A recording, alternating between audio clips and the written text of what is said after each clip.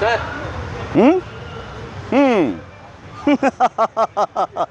విరాగి అయిన పాండురాజుకు సరాగిణి అయి కుల ప్రవర్తనాసక్తి అయిన కుంతికి జనించిన పాండవులు, ఆ బాల్యము ఆటపాటలలో మలబట పెట్టిన పాండవులు, లాక్షాగృహమున నిశీదిని నిట్ట నిలువున దహించినారన్న నేలాపనిందులు మా మీద వేసిన పాండవులు, ఏకచక్రాపురముల విప్రవేశములతో ఇల్లిల్లు తిరుపమెత్తి పలిమూళ్ళు మెత్తిన పాండవులు, అంతకు తగ్గ గంతగా అతుకుల బంతగా 5గురు ఒకే కాంతను పరిణయమాడిన పాండవులు, శైవశ సంకలిత శల్యము సంప్రాప్తించిన సులకం రెట్లు మా పితృదేవాదాయాలబ్ధమైన ఇంద్రప్రస్థ వైభవముతో నేడి యాగకార్య దుర్వహులగుటయ్యా.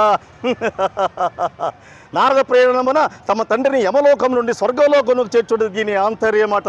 ఏమి కల్పనా చాతుర్యము, ఏమి కల్పనా చాతుర్యము. అయినను కుంతి మూలమున స్వర్గ నరకాధిపతులు పాండురాజుకు తమ్ములే కదా. ఆయన ఎందుడినను జరిగినదేమి లోపమేమి. అయ్యారే సకల రాజ్యలోకము సహో నినాదములు సలిప భారతీయ సుభాశీసులతో పరిపాలన సాగించాడు మాకు మహారాజుగా సారభౌతము సాధింపగోరు పాండవుల దుష్ప్రయత్నమా ఇది. రారాజుతో సాటి రాజు కావాలని నీవు ధర్మజుని దృష్టాంతమా ఇది.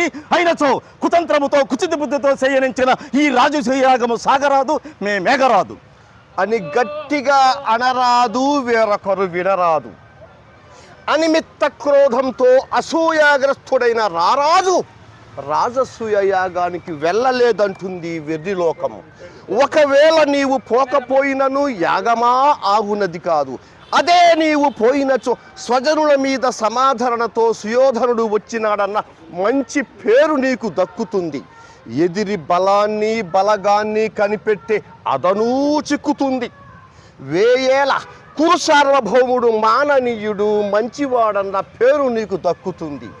ఆ పైన కొంచెము వంచన పనులన్నింటికి అయిన వాణ్ణి అమ్మ తమ్ముణ్ణి నేనున్నాను కదా. ముళ్ళును ముళ్ళుతోనే తీయాలి, వజ్రాన్ని వజ్రంతోటే కోయాలి. ధనుక హిత పురోహిత సామంత దండనాయక వార వనిత జనిత నృత్య నాట్య కళా కోవిద మనోహరంబగు పరివారంబుతో చతురంగ బల సమేతులై చతుసహస్ర సోదరులతో శ్రీ శ్రీ శ్రీ గాంధారి సుతాగ్రజులు ఇంద్రప్రస్థపురమునకు విచ్చేయవలసినదే, రాజసూయ యాగాన్ని సందర్శించవలసినదే. మాయురే మామ మాయురే మాయురే. చరిత మరువదు నీ చతురత, మాట చెల్లించిన నీకే చెందును ఎనలేని ఘనత. మాయద సదా మెదులును మామయడ కృతజ్ఞత.